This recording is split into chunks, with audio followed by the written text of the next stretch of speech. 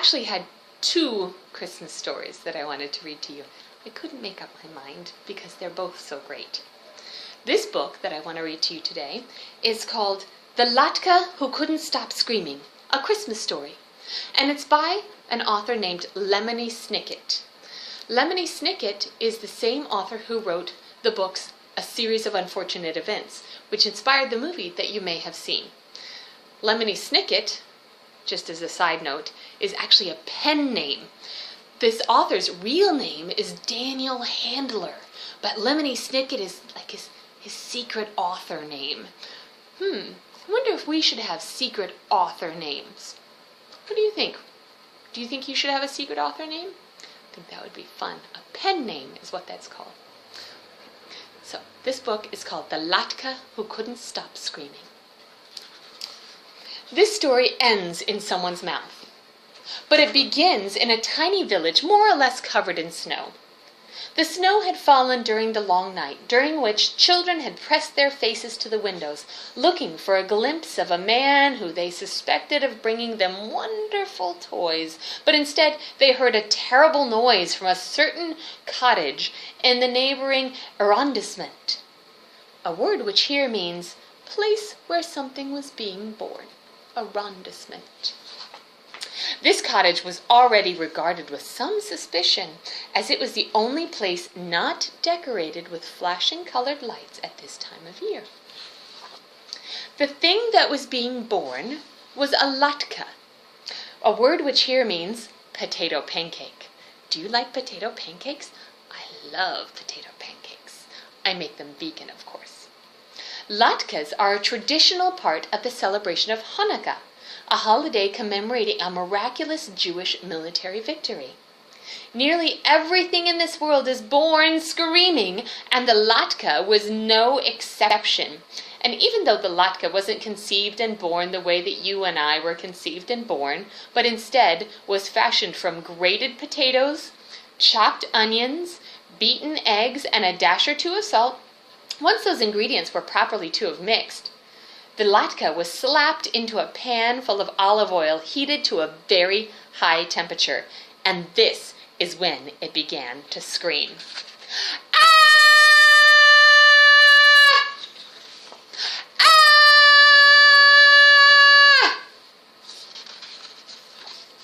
The latke was suffering so much that it leapt out of the hot pan and out of the window of the cottage, and it began to run, screaming down the boulevard. You want to help me? Ah! This may seem like unusual behavior for a potato pancake, but this is a Christmas story in which things tend to happen that would never really occur in real life. The latke ran past a row of flashing colored lights which hung from the rain gutters of a less suspicious cottage. "What's all the ruckus?" said the lights in unison. "We're the ones who were supposed to be dominating the neighborhood with our cheerful glow." "I was just thrown into a pan of boiling oil," the latke cried in reply. "Can you believe it?" "Yes," said the flashing colored lights, "but we can't imagine why." "Because I'm a latke," said the latke. "The olive oil reminds us of the oil used to rededicate the temple following the defeat of Antioch at the hand of Maccabees. The olive oil was only supposed to last for 1 night, but there was a miracle, and it lasted for 8. Plus, frying makes my skin crispy and brown." "So you're basically a hash brown?" said the flashing colored lights. "Maybe you can be served alongside a Christmas ham." "I'm not hash browns," said the latke. "I'm something completely different." Ah!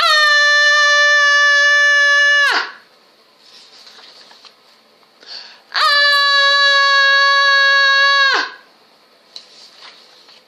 The latke rounded the corner and found itself face to face with a candy cane, which wrinkled its red and white nose at the latke in distaste.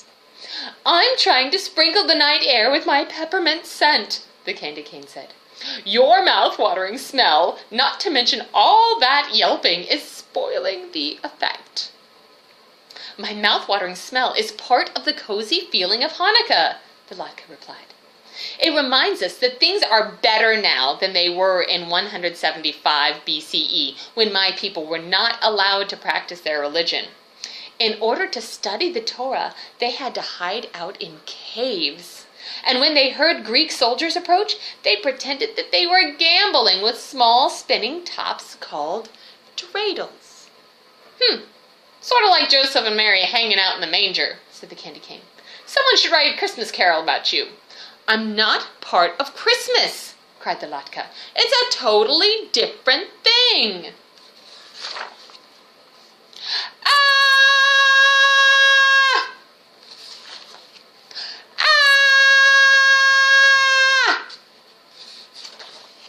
The screams of the Latke grew quieter and quieter as the pancake ran out of the village into the surrounding forest. Its utter fury was unabated, a phrase which here means the Latke was still really annoyed at the objects to whom it had spoken, but it was quite tired, so it decided to rest for a few minutes beneath the branches of a little pine tree. The pine tree was napping, but woke up at the sound of an object plopping down at its feet. Are you a present? The pine tree asked. Presents are pretty much the only thing allowed to sit beneath me during this time of year. The Latke sighed. Presents aren't really a big part of Hanukkah, it said, in a voice hoarse from screaming. There's nothing wrong with giving gifts to loved ones, of course. It's just more important to light the candles for 8 consecutive nights to commemorate the miracle in the temple and the miracle of victory, even when you're thoroughly outnumbered, so you shouldn't give up hope. Plus Santa Claus, said the pine tree. Latke was too exhausted to scream. Santa Claus has nothing to do with it, the Latke said. Christmas and Hanukkah are totally different things. But different things can often blend together, said the pine tree. Let me tell you a funny story about pagan rituals.